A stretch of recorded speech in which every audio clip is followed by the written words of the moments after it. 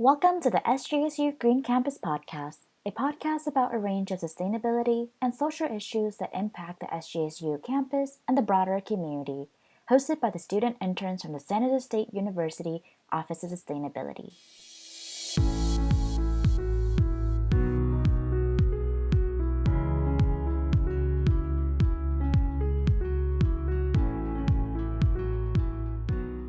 Hello, and welcome to the very first episode of the SJSU Green Campus Podcast. My name is Chelsea, pronouns she, her. And I'm Grizel. My pronouns are she, hers.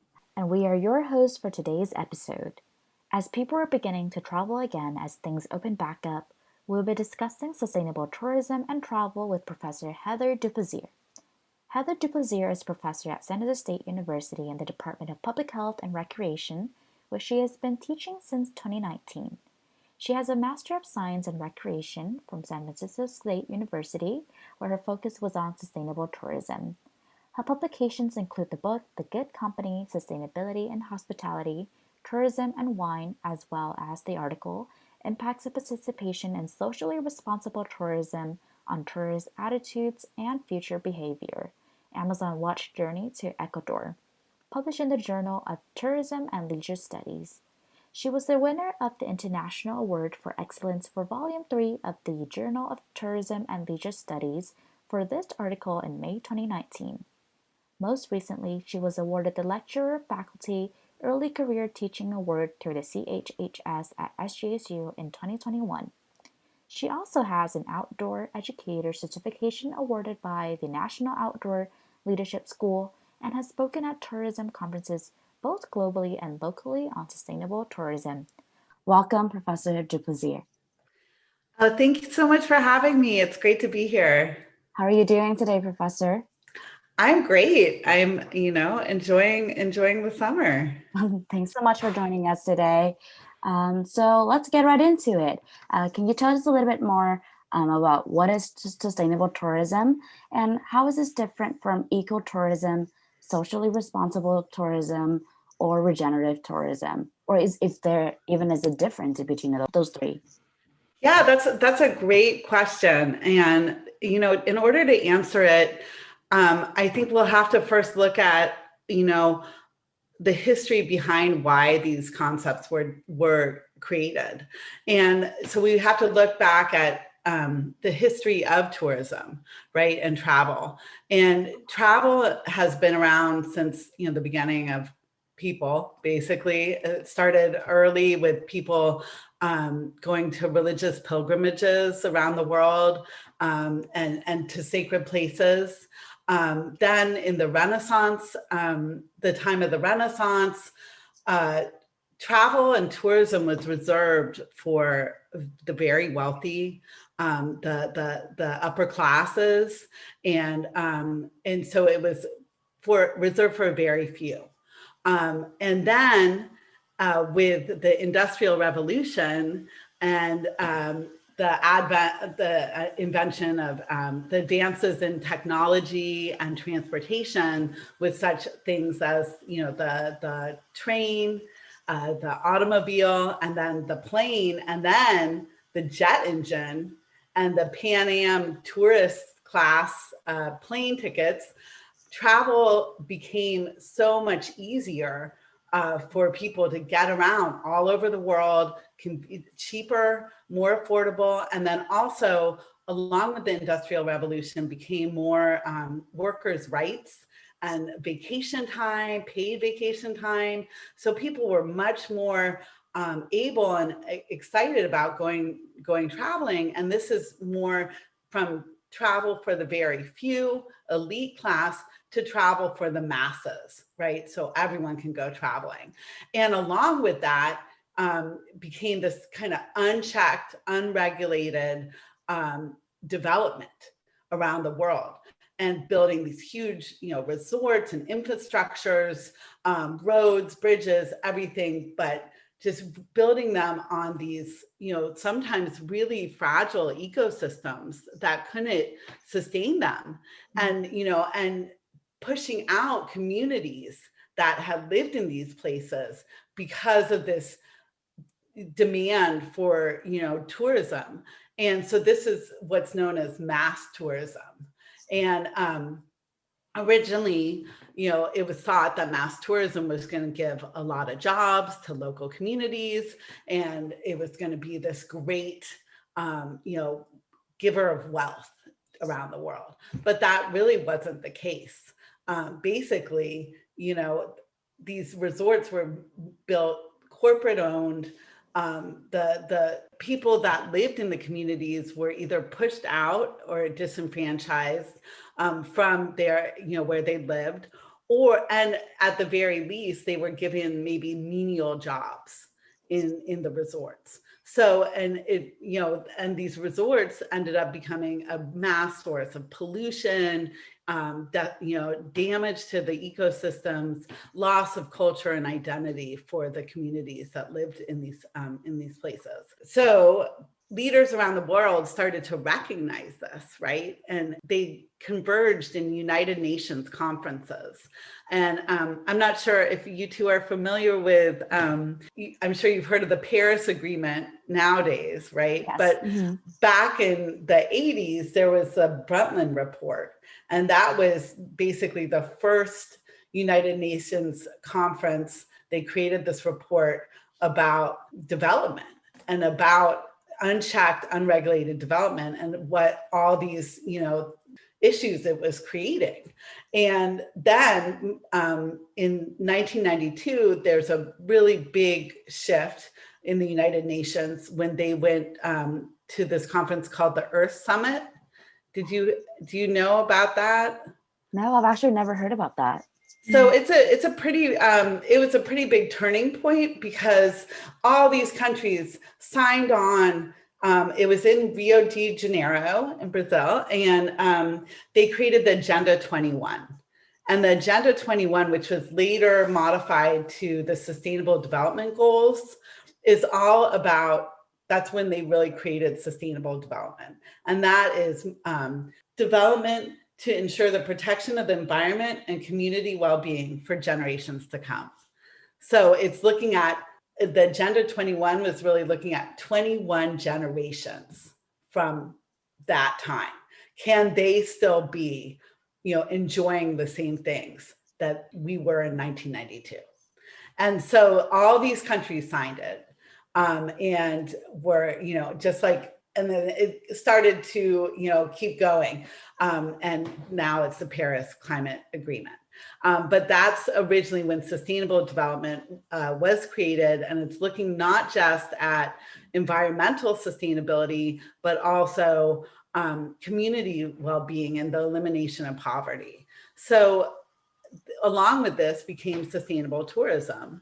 And that's when countries around the world really started to be invested in these models to really, protect the ecosystems and protect the communities. Because if you're going traveling and you want to see this beautiful place, but it's destroyed because of mass tourism, and mass development, then nobody's going to go visit that anymore. So it really makes sense. And it's even more, I think, most important with tourism than any other industry, that we, really protect these places and these communities around the world, and even here, in the Bay Area and Silicon Valley, and the United States. So yeah, so that's so basically that's how sustainable tourism developed. And then ecotourism is developed because of, in the 1980s, people were really interested in going to natural places and visiting nature, and it was much more accessible with airlines. So people were wanting to get away, visit these natural places, and scientists and governments were recognizing, hey, we can get funding for these natural places to protect them if we have visitors come in a responsible way. So there was not really a real definition for ecotourism until the International Ecotourism Society developed a pretty standard definition in 1990. And that is traveling responsibly to natural areas with the purpose of conservation and maintaining the well-being of local communities. So it's pretty, ecotourism always contains an educational component, and it's really nature focused.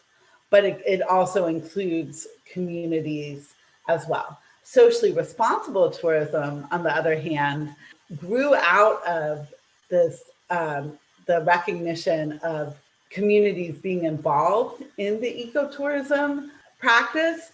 And so it's going to visit communities and learning about their way of life, and culturally emerging with them, or connecting with them, and then also learning about their issues. An example that I have is my master's research project, where I went to the Ecuadorian Amazon. I went with a great tour operator, Altruvistas, and they're a responsible tour operator.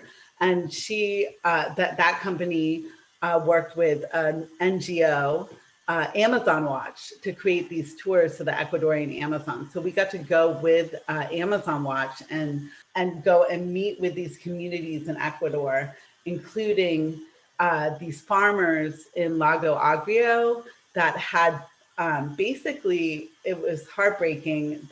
Not only their land had been destroyed because of Chevron and what Chevron had dumped when they left, when they've been drilling for oil. They dumped all this toxic substances into their rivers, and it destroyed their livelihoods, and it actually killed a bunch of people. And so we got to learn through these farmers about their struggle, and it was really, really powerful. And then we also got to go visit the Siriaku community in the heart of the Ecuadorian Amazon. And they are a indigenous community that live there. And they work with Amazon Watch to protect their ancestral lands from oil and mineral extraction. So it was really great to connect with them and learn about their way of life. And, basically everybody on that tour became advocates, for these communities. Now, regenerative tourism is a newer form of the sustainable tourism, and it is known as like transformational tourism, leaving things better than you found them. So really like improving the ecosystems and really, connecting with communities and helping them, helping their well-being or supporting their well-being. I feel like all of these terms are unique, but then they overlap in some way. Yeah, that in a nutshell is what the differences and similarities between all those. Yeah, so what are the positive and negatives of traveling and over tourism? Yeah, so over tourism is, unfortunately, was a huge issue before the pandemic, not just around the world, but even here in like national parks in Yosemite and Yellowstone. It's basically when a place is above the limit of visitors it can hold sustainably, that's what over tourism is. So many places like parks and open spaces have a certain carrying capacity of visitors that they can hold safely without their ecosystem breaking down, right? And it becoming dangerous or, ruined. And cities are like that too, right? Because, for example, in Barcelona before the pandemic, in Spain, there were so many tourists coming that apartments were deciding to rent Airbnbs to tourists instead of renting to locals who live there. And local shops like butchers and bakeries were changing hands to accommodate the tourists rather than the local communities. So it's really pushing the local communities out. So I look at how can we, as we're opening back up, right? Everybody's so eager to go out and travel somewhere and get the best deals and go and just see everything. They've saved up that vacation time from last year, right? So how can you do it responsibly, travel responsibly without creating this mass of people, right? We're already seeing this even during the pandemic of people going to the beaches. Oh, I've got to get out of the house, and everybody going to Santa Cruz at the same time, right? And they're closing the beaches. And my friends who live in Big Sur, like people are like, I mean, just park, they can't even leave their house on the weekends, right? They're like, I can't stand it. So how can we, as responsible consumers of travel, recognize this? Well, there's really easy things you can do. Traveling, planning your travel so you're not going on a peak season somewhere, right? You're going to look for a shoulder season or the low season when you're booking a trip. That's not only going to cost less, be more affordable, but you're not going to have as big crowd. So you're going to have a better experience too, right? And then the people that live there and the spaces will be emptier and nicer, and just it's going to be an overall win-win. Less people. Yeah, exactly. You know, because if you're going somewhere with a big crowd, you're not going to get that service that you want, right? And you're not going to get that experience you want. But if you go when there's less people, it's much more meaningful, I think. And then in terms of, for example, going to national parks around here, say you want to just get away for the weekend, instead of booking Yosemite right now, which is everybody's booking Yosemite, look at other national parks that aren't as popular. For example, just went to one. Which one? Actually, it was the Lassen Volcanic National Park. That and it was so empty. Right? Does anyone even know about this park? Because I've never seen a national park being that empty. And I've been to Yosemite and I've seen the difference between the people there and the Volcanic National Park. And I was like, oh my gosh, like there's parking, like there's hikes, like the lake's open to swim. Like it's crazy. You know, and that's so funny that you mentioned Lassen, because I was going to mention Lassen. I love Lassen, and you know, and Shasta too. You know, they're right next to each other, and they're not as popular. Lassen especially, and they've got all of those lava tubes and all kinds of really neat stuff you can check out. And just even Googling, doing some research, you know, before you go somewhere, and maybe instead of, for example, Muir Woods. Here in where I live in Marin, it's a national park with redwoods. Everyone wants to go there. Go to another state park or regional park. A lot of them have the same old growth redwoods and not as many visitors. For example, Samuel P. Taylor Park, that's a great park. It has redwoods. There's not that many visitors. You can camp there. You can picnic there. It's right on a creek, and go on hikes and everything like that too. So there's lots of options. And I think it's just looking at things like Instagram and those influencers, and everyone wants to get that selfie in front of a sequoia tree at Sequoia National Park, or, Half Dome. But hey, wait till a different season when there's not as many visitors, and you'll have a better experience. Yeah, I do think that social media plays a big aspect in people definitely going in the over tourism aspect of it, because, for example, like with TikTok, since it got so big, I think one of the places that really blew up over the summer was Tulum in Mexico. Mm-hmm. And I think I see probably people going like every other week now because it's gotten so popular on there. But it's because I feel like the social media aspect of it also plays a big role. Right. And it's like, I don't know. I personally don't want to go somewhere where everybody is. I mean, unless I'm going to some festival, Yeah. like Coachella or something. But even that, is yeah. So that's in a nutshell, really great ways. And you attest to it that, going places that aren't as popular off that beaten path are going to be a much better experience for you too, as a tourist. So I know you already mentioned some of the eco-friendly destinations for us, but can you also provide some examples of the sustainable programs? And then earlier, I think you mentioned the word leakage. Can you also talk a little bit more about that as well? Sure. Well, let me start with leakage because I think I kind of touched on it, but I didn't want to go there when I was talking about the history of tourism and how we went into mass tourism.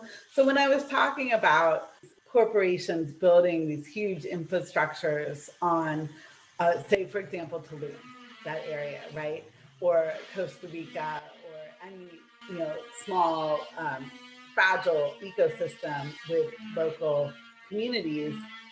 So basically, those corporations come in, right, and they import all of their uh, construction materials to build their resorts. Then they don't use local materials. They import their construction workers from somewhere else. So it's basically right away. It's not. They're not. None of the money is going to local communities. And that then when you go to stay at, say, an all-inclusive resort in like the Mayan Riviera, which is right near Tulum, they have all the restaurants in there, they have all their bars in there, they have shops in there. You're just basically spending money in there, right? You're never going out except maybe on their tour, which you pay for through them. So none of that money is going to that local community. It's all going to that like corporation, say, Sandals, Secrets. They're keeping all that money and it's going to that corporate headquarters in Europe or the United States. So that's what leakage is. It's leaking out of the country where you're visiting. So none of the local communities are and people are profiting from your tourism experience. So really, I think going as a traveler, it's all, as I said before, it's all about research, right? You want to research your trip. You want to see, hey, how can I stay locally at, like places that really either are locally owned, locally managed, do programs with local communities. And I think if you have the time to do that research on your own, you can look at websites. You can even type into TripAdvisor, even has search engines around eco and green tourism. So some sustainable programs that I can mention here are, I have listed a bunch in the textbook, the book I wrote, The Good Company, Sustainability and Hospitality, Tourism and Wine. We showcased a bunch of both eco lodges, eco resorts that are really doing the right thing. And that's, they have, environmental initiatives, they have socially responsible initiatives, they're working with communities, they're doing projects. And I wanted to mention that, lots of people think when you think of ecotourism, you think Tulum, or you think, some far away, island or resort somewhere, right? But it doesn't have to be that. There's sustainable eco resorts and lodges all here, right in the Bay Area, right in California. And I'd like to showcase one that I'll tell you about. It's called the Evergreen Lodge. It's in Yosemite. It's in Hetch Hetchy. They're an incredible institution that are not only have a lot of environmental initiatives, including the first gray water system in a hotel. They are all solar and wind. They have a saltwater swimming pool. And this is like luxury. Like they have cabins. They work with the local communities for recycle programs. And then one of the best initiatives that they have is their social mission. They have an internship youth program for young adults from 18 to 24 that come from urban disadvantaged settings. They have them come as interns on the grounds there. They live there for a year, 6 months a year, and they intern and get these job skills. They also have staff who help them, either get their GED or go for their, whatever goals that they want to do in life and help them achieve those. So that it's a really neat program. They are also a B Corp, which is a third-party audit certification program that recognizes environmental initiatives, social responsibility, and how they treat employees. They're one of the founding B Corps, and they're really an incredible place to go visit. So if you want to go check out somewhere locally that's going to be really impactful in a positive way to both local communities and our youth here in the Bay Area, as well as the environment, the Evergreen Lodge is a great place to go. Wow, that's so cool. Yeah, they're pretty incredible. Yeah, it's right nearby. So and there's the lodge at Cavallo Point is another one. They're a LEED certified space, and they do a lot of sustainable initiatives, both environmentally and community based. They're right over in by Sausalito in the Headlands, and right over the Golden Gate Bridge. So there's some local spots you can go. And yeah, so we'll get into this fourth question. What is greenwashing, and how can travelers be confident their trip is truly sustainable? So that's a great question, because we were just talking about B Corps.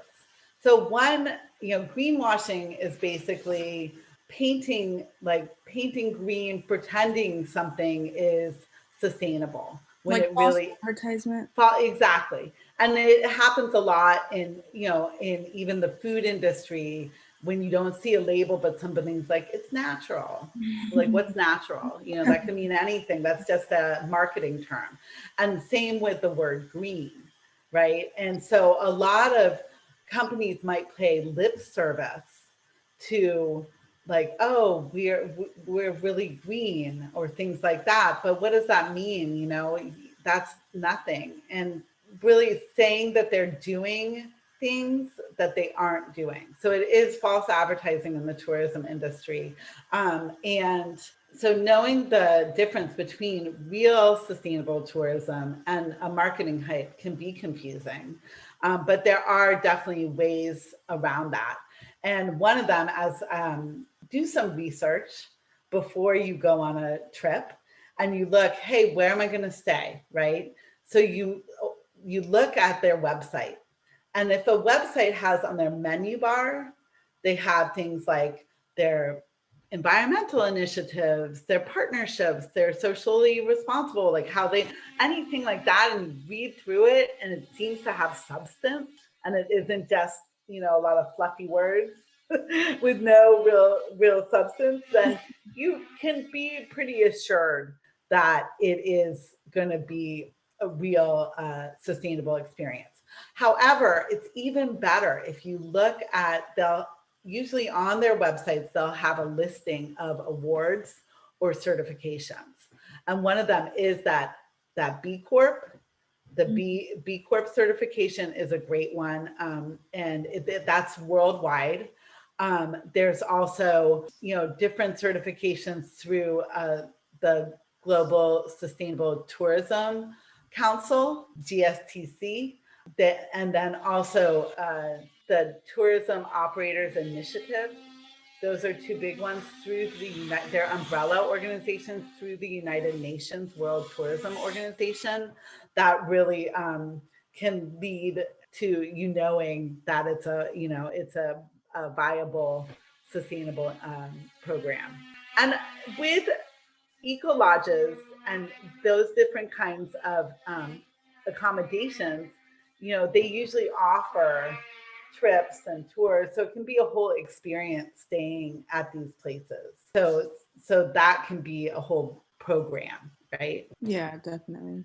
So I know that you have your birthday trip to Alaska coming up pretty soon. So how are you planning your excursion sustainably? Yeah, well, before, thanks for asking about that.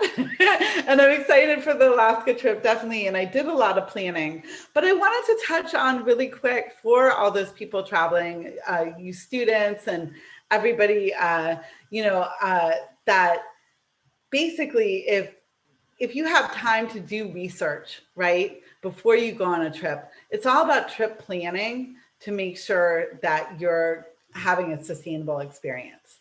So looking at those websites, looking for local accommodations.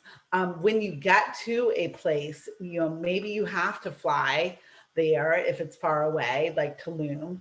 But when you get there, using public transportation, using local transportation is always better. And then getting out of your establishment, going to eat the local cuisine, enjoying that, learning from the local culture, shopping at the local stores, not the tourist gimmick ones, avoiding cruises that disembark onto ports and basically overwhelm the infrastructure, right? By just going there for a few hours. Take longer stays to really have a more meaningful experience is really important. And then also, if you are going somewhere like Tulum or another place where they speak a different language, learning some basic phrases.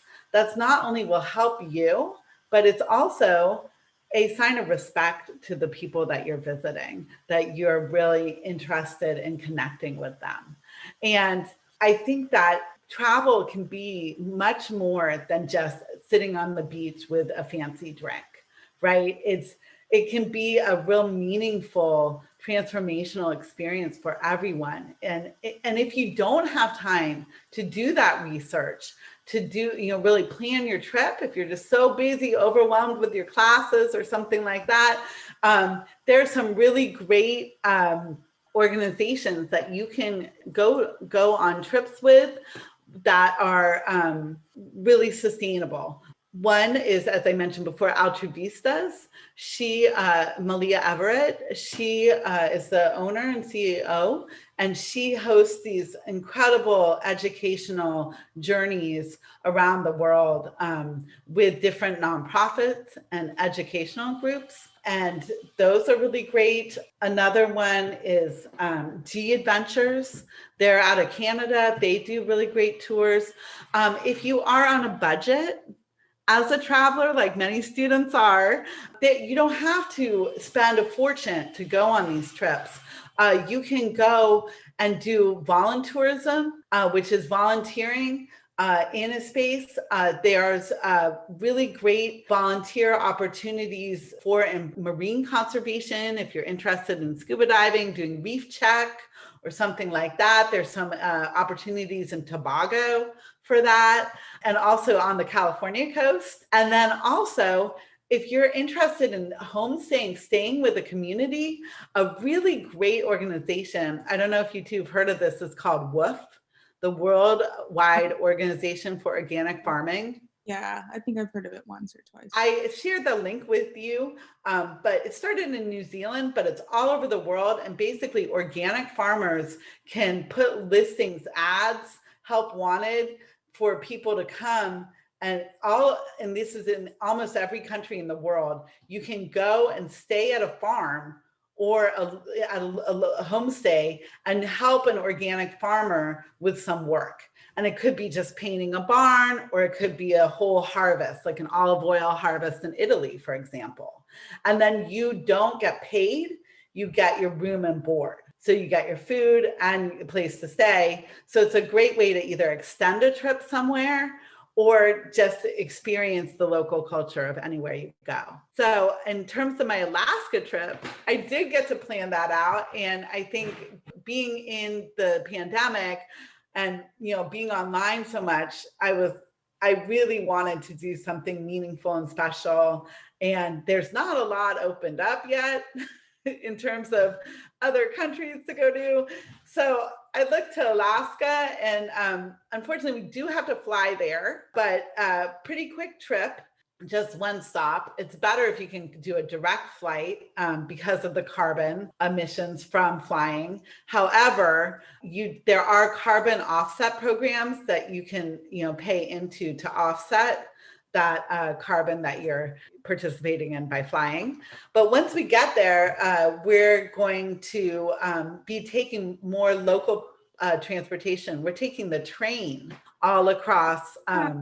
We're taking the train. We're going to be in Fairbanks for a little bit. We're staying in a yurt there at a hot springs location, locally owned. And then we're going and doing some canoeing, nature, hopefully seeing moose and those kind of animals along the shore, maybe some bear.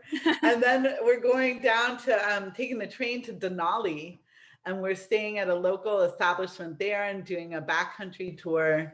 And then we're taking the train down to Seward, which is in the Kenai Peninsula in the south area. And it's by the Kenai Fjords National Park. And for my actual birthday, we're doing a full day kayaking trip in that national park. And it's through an eco tour company that I found. And actually with Alaska, you can even type up Eco Tour Alaska, and all these companies come up, and they really have a lot of accolades and work with local communities. And so that's going to be exciting. That's so exciting. And I'm hoping, I was just talking to the Study Abroad and Away program about creating an Alaska faculty-led program in the future, possibly next summer. Oh, wow. Wow, that sounds so exciting. And your trip sounds so much fun already. Well, I hope you have a great time at your birthday trip. And again, happy early birthday to you. Thank you so much, Sophie. Thank you so much for joining us on today's podcast and for enlightening us along with our listeners about sustainable traveling. My pleasure, and I hope it was helpful, and I hope that that everyone can take it to heart and really, just doing a little bit of research, we're all college students or college, in college, you like research anyways, hopefully.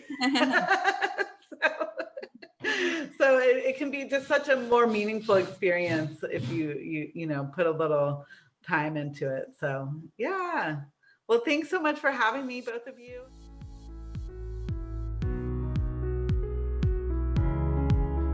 Thank you for listening to our first episode of the SJSU Green Campus Podcast, a podcast by the San José State University Office of Sustainability. To learn more about the topics discussed in today's show, check out our episode description to find links to a variety of resources mentioned in this episode. Special thanks to our special guest, Professor Heather Duplaisir, for joining us today. Follow us on social media, Facebook, Instagram, Twitter, and TikTok at SJSU Green Campus to stay connected. For more information about the SJSU Office of Sustainability, check out our website sjsu.edu/sustainability.